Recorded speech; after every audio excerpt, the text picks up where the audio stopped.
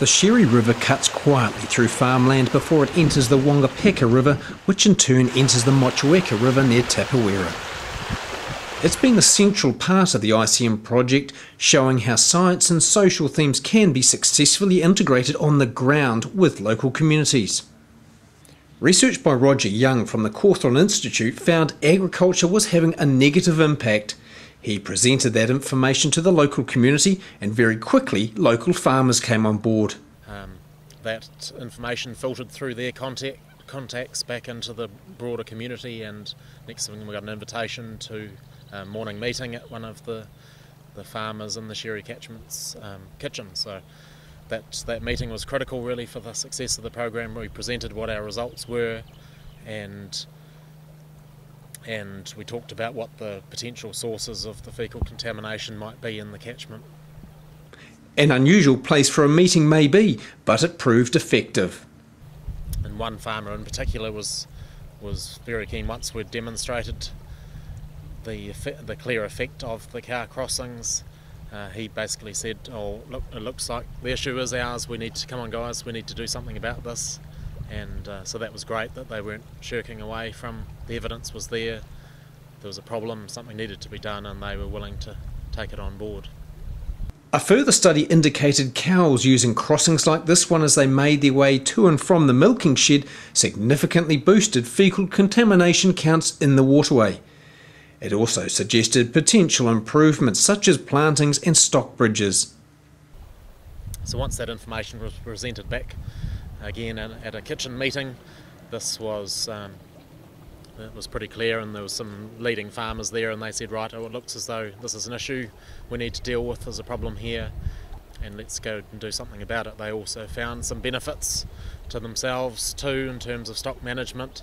It was always a problem trying to deal with when the river was high, trying to get stock across the river and things, so the bridges were an advantage there too. Information gathered here has also been used elsewhere. At a broader scale, the information that has come from the Sherry has also gone into things like the Clean Streams Accord that the dairy industry and MFE and regional councils have been implementing around the country to try and restrict stock access to waterways and putting targets on bridging of stock crossings. As well as bridge building, local farmers have been fencing stock away from the water and planting native vegetation. Roger Young says there's since been a big improvement in water quality. And there's been benefits for the local council.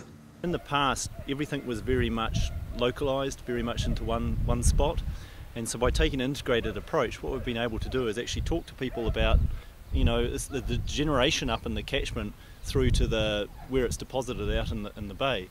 So when you take a really simple issue like bacteria, you know, one farm's input of bacteria may not be having a big impact on anything in particular, but you add that to all the other little bits inputs, then you're mainlining it down to where you've got an aquaculture facility, and suddenly it becomes an issue.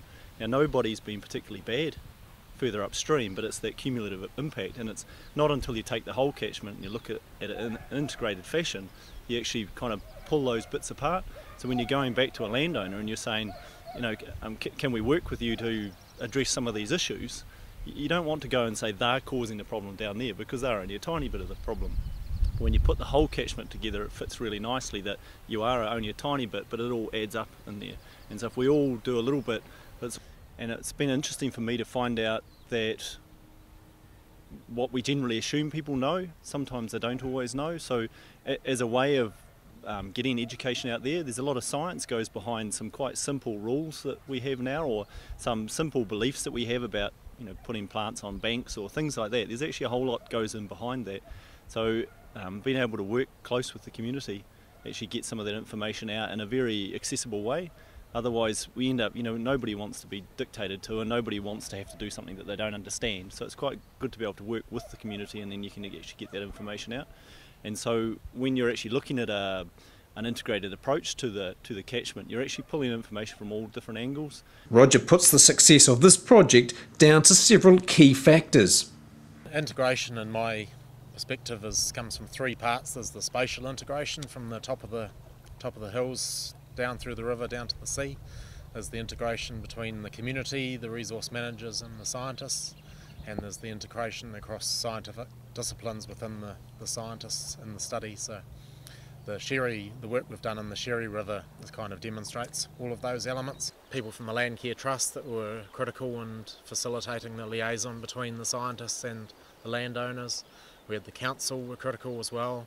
They were very keen with the research, and also they ended up waiving the building consent requirements and fees in relation to bridge building, so that helped encourage farmers to put in bridges.